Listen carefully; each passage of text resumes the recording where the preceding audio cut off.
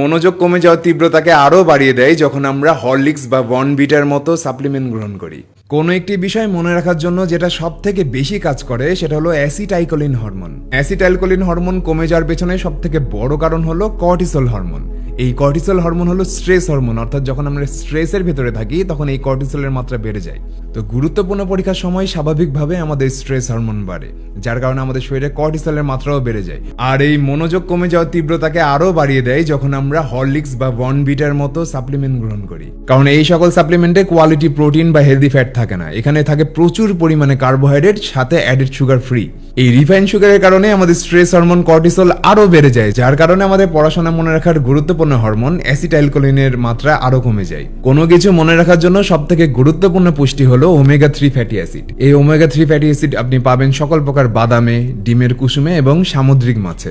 এছাড়াও মস্তিষ্ক ভালো মতো কাজ করার জন্য অক্সিজেন প্রয়োজন। পরীক্ষার সময় আপনাকে পর্যাপ্ত পরিমাণে পানি পান করতে হবে, কারণ এই পানির সাথে যে অক্সিজেন আপনার শরীরে ঢুকবে সেটা আপনার ব্রেনের ফাংশনকে আরও দ্রুত গতিসম্পন্ন করবে।